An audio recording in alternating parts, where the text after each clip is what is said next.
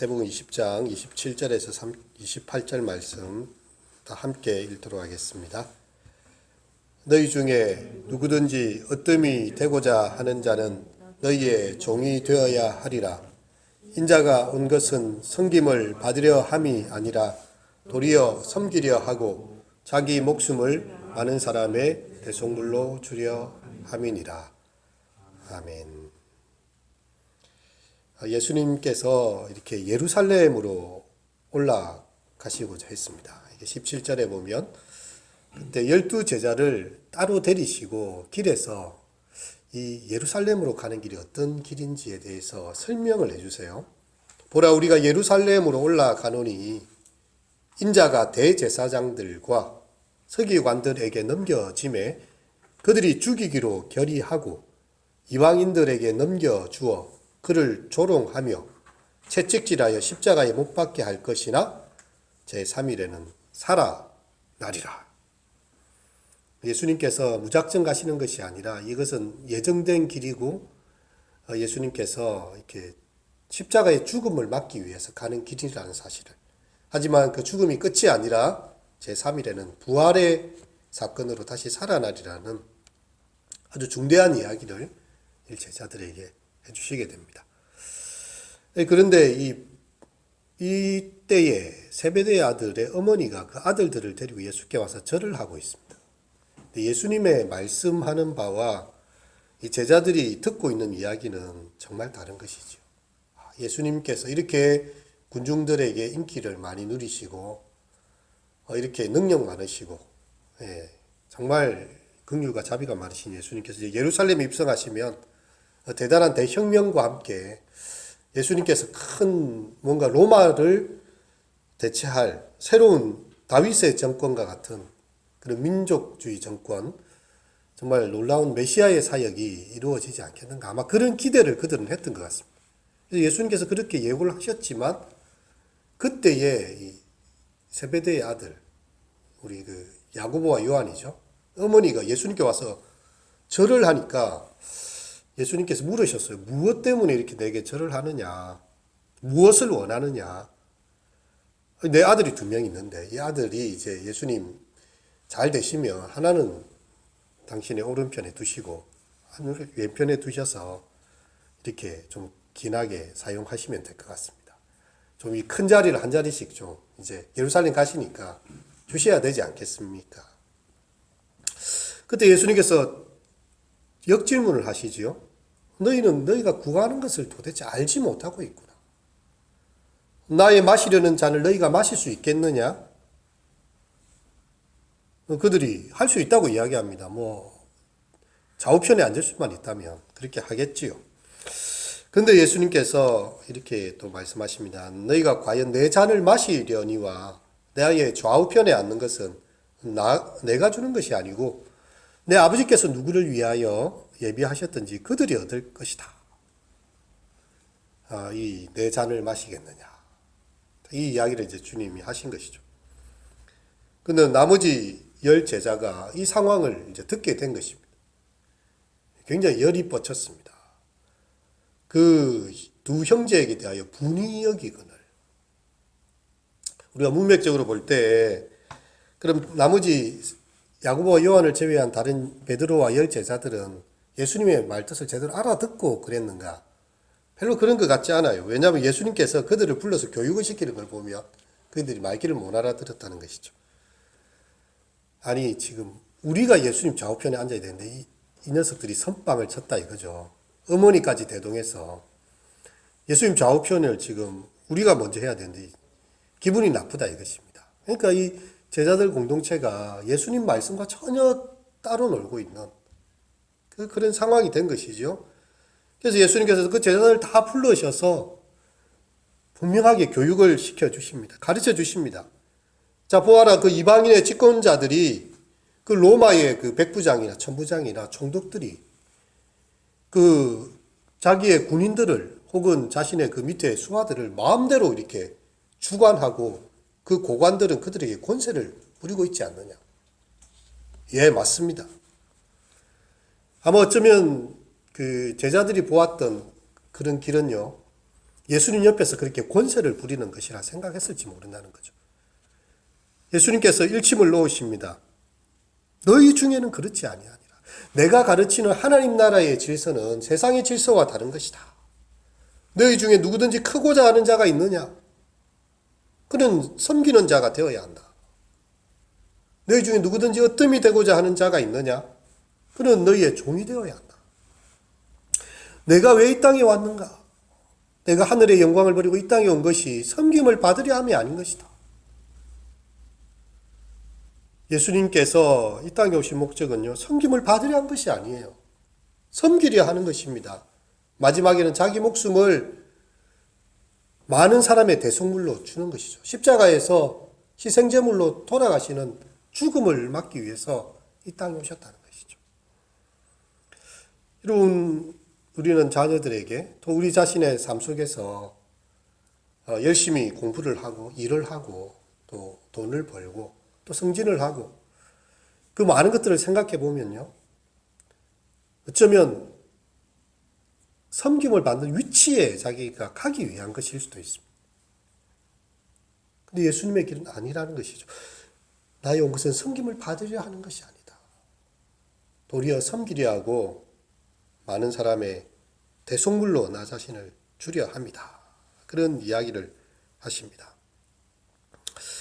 제자들의 이런 오해는요, 아직도 계속되고 있는데 나중에도 보면 누가복음 24장 13절에 보면 예수님께서 부활하시고 그렇게 되었을 때 막달라 마리아와 또 이렇게 여러 제자들이 예수님 부활했다 그런 이야기를 하고 있으니까 이 글로바라 하는 제자와 또 다른 제자가 슬픈 빛을 띠고 엠마오로 터벅터벅 걸어가고 있어요.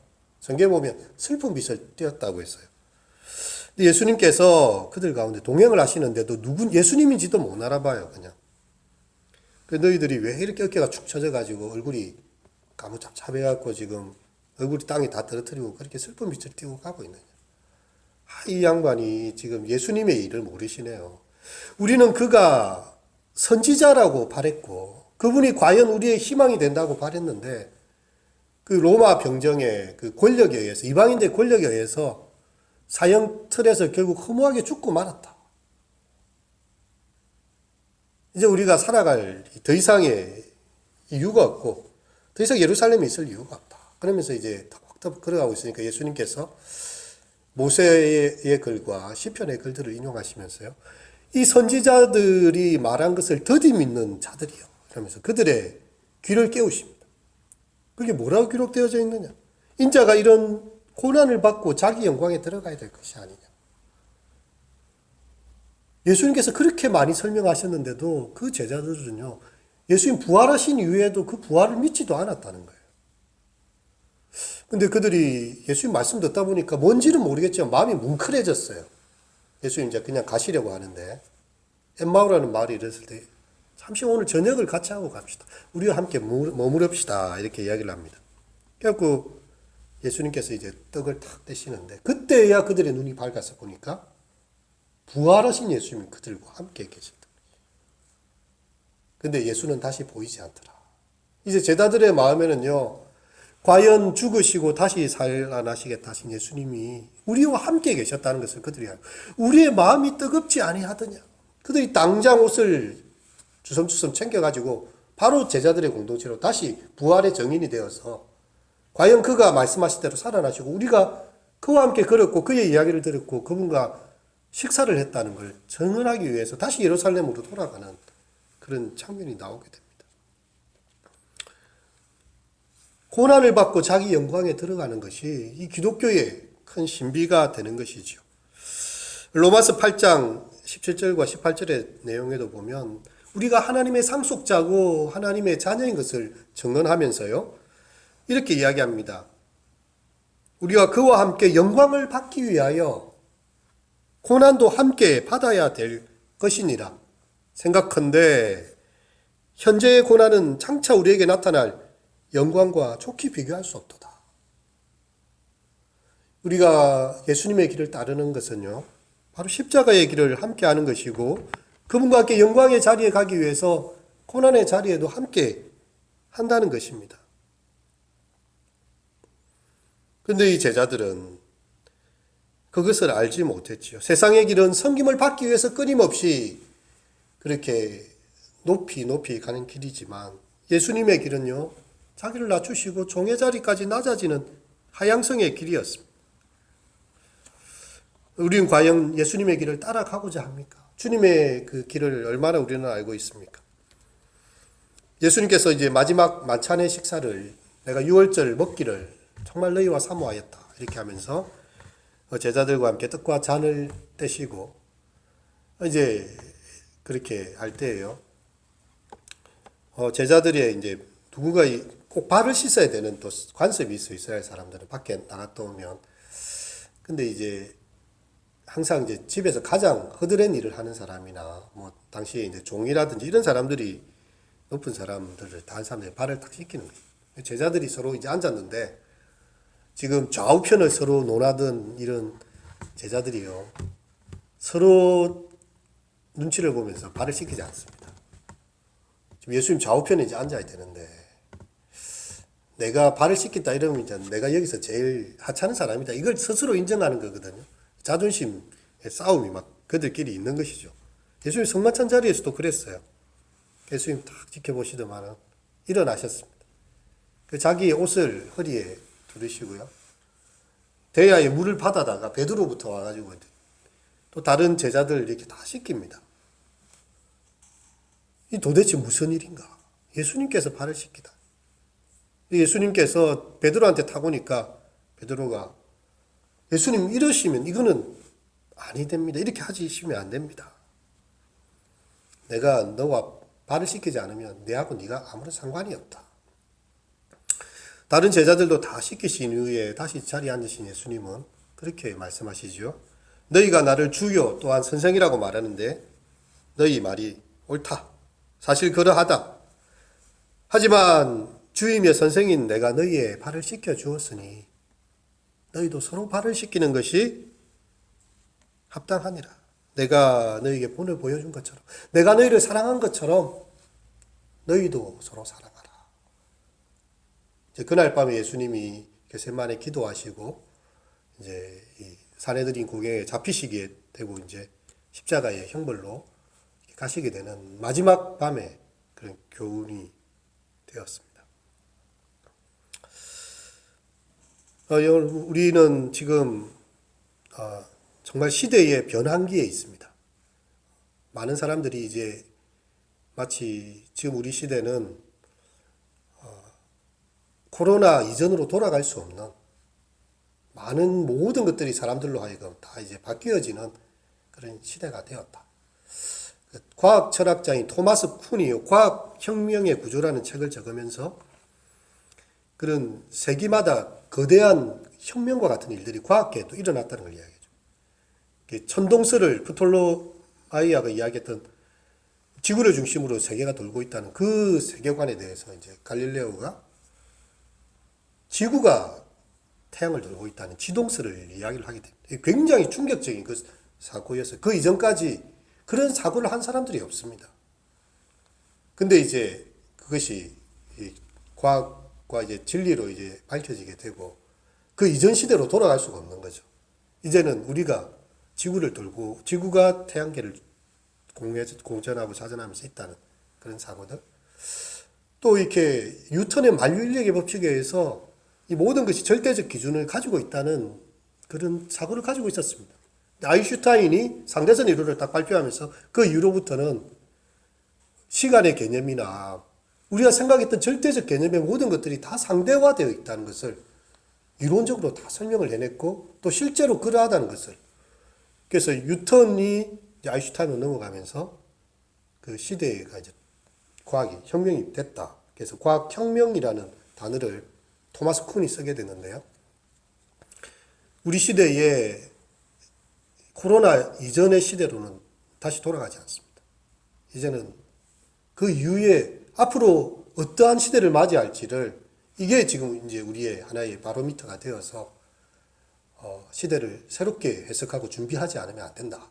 그게 이제 사회학자들이나 사람들이 이제 전문가들이 보는 그런 말들이 되지요. 하지만 우리가 기억해야 될 것은요, 시대가 어떻게 변한다 할지라도 1.1핵도 떨어지지 않는 하나님의 말씀이 육신이 되어 우리 가운데 오신 예수 그리스도의 이 복음과 우리를 향한 우리가 살아가야 될 하나님 나라의 질서는 바뀌지 않습니다. 세상은 변화하지만 세상에서 안 변하는 것이 없다는 그 사실 하나만이 변하지 않는 진리지만 하나님의 말씀은요, 우리에게 어제나 오늘이나 영원토록 동일하게 이렇게 오는 것이지요. 어떤 한 수도원이 있었습니다.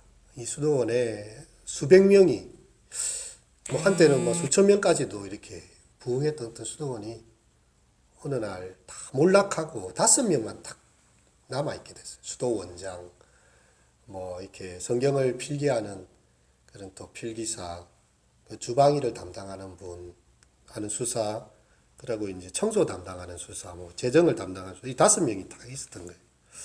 이 5명이 어느 날 모여서 고민을 했습니다. 이렇게 잘 나가던 우리 수도원이 이렇게까지 몰락이 됐는데 뭔가 우리가 지혜를 담아 들어봐야 되지 않겠느냐. 그래갖고 이제 이 유대의 한 랍비를 불러오게 됐는데 랍비가 그들을 보면서 딱 한마디를 하고 돌아갔습니다. 여러분 5명 중에 그리스도가 한 분 계십니다. 그 이야기를 하고 딱 돌아간 거예요. 네, 그러고 나서 이 5사람이 이제 서로를 보면서 고민을 했습니다. 누가 예수님이 변장해서 저 수도 원장이 예수님이신가? 하면 저 주방에서 열심히 식사를 준비하는 저분이 바로 예수님이신가? 저 수도원 마당을 쓸고 있는 저분이 예수님이신가? 그 재정회계에 얼마 안 되지만 그 담당하면서 고생한 저분이 예수님. 수십 년의 시간이 지났어요. 어떤 한 청년이 이렇게 그 숲이 우거진 곳에 왔다가 이상하게 길을 잘못 들어가고 왔는데 거기에 성자들이 살고 있어요. 성자들이. 야, 이 타락하고 어두운 시대에 진짜 예수님 같은 분이 5분이 살고 있더라는 거죠. 그래갖고 그 수도원이 다시금 사람들에게 알려지게 됐어요. 그 수풀이 우거졌던 곳이. 오늘 본문의 말씀과 같은 것이죠. 서로 예수님이라고 생각하고 저분이 예수님이다. 저분이 예수님이다. 이렇게 생각하면서 그 공동체가 서로를 아끼고 예수님께서 발을 씻겼던 것처럼 서로를 발을 씻기고 있으니까 거기가 성령이 임하시는 공동체가 되고 정말 이 청년이 와서 봤을 때 너무나 감명을 받은 여기가 바로 천국이고 이분들이 다 성자다 이렇게 말하는 것이 되었다는 것이죠. 오늘 아침에 그 3분이 우리 교회를 방문하고 가셨는데요. 노란 조끼를 입고 한 명은 동장이고 동에 또 약간 직원들 중에서도 동장을 수행하기 온 남자분 여자분이었습니다. 우리 교회를 딱 방문하면서 요즘 오늘이 부활절이라 교회들이 예배를 많이 드린 줄 알았는데 우리 여기 교회는 어떻습니까? 우리는 가정 예배를 다 드리고 한 중직자들 한 2분 정도 와서 함께 예배 드립니다. 교회 의자를 보시고 또 이렇게 하시는 말씀이 관내에 한 20군데 정도 교회가 있어요. 자기들 관할하는 영역에. 우리 주약교회는 정말 어려운 중에서 너무 잘 협조해줘서 너무 고맙다, 너무 감사합니다 하고 이렇게 이것을 예배드리기 전에 이제 오셔가지고 가셨어요. 여러분, 섬김을 받으려 하고 자기 것을 챙기려 하는 이 시대 가운데서요, 예수님의 그 정신, 예수님의 마음, 인자의 온 것은 섬김을 받으려 함이 아니요 도리어 섬기려 하고 자기 목숨을 많은 사람의 대소물로 주려 합니다. 그렇게 주님의 마음을 닮아서 살아가면요, 누군가 어느 날 갑자기 우리 교회를 찾아왔을 때 이곳에 하나님이 계시는구나, 그게 느껴지면 그게 진짜 교회가 되는 거예요. 숫자가 많든 적든 교회가 이렇게 건물이 화려하든 그렇지 않든 소중하지 않습니다. 예수님을 닮은 사람들이 있는 것. 우리의 올해의 목적은 다른 게 아니었어요. 교회 배가 성장하자 이런 게 아니었고, 그리스도를 닮아가는 제자된 교회. 단 한 사람이라도, 단 몇 사람이라 할지라도 우리 교회를 왔을 때 정말 기도하고 싶고 주님의 임재를 느낄 수 있고 그 표정에서 그 삶에서 그리스도의 향기를 느낄 수 있다면 그것이 바로 세상에 비치고 소금이 되는 것이고 하나님의 뜻이 하늘에서 이루신 것처럼 땅에서 이루어지는 귀한 일이 아닌가, 그렇게 고백이 되어집니다. 우리 찬송가 149장 함께 부르시고 잠시 기다리도록 하겠습니다.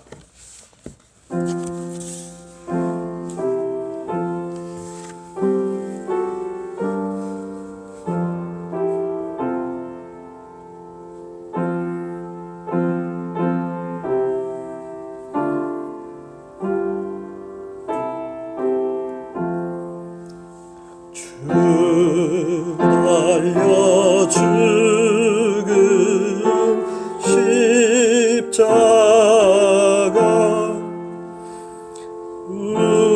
우리가 생각할 때에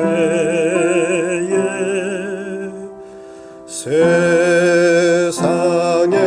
속한 욕심을 헛된 줄 알고 버리네. 죽으신 그 주 밖에는 자랑을 말게 하소서. 보혈의 공로 힘입어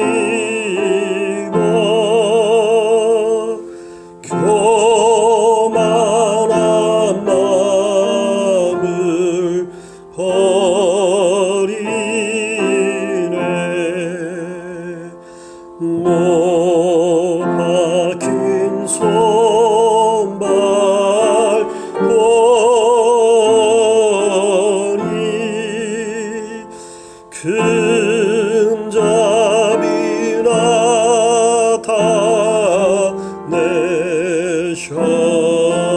나타내셨네. 가시로 만든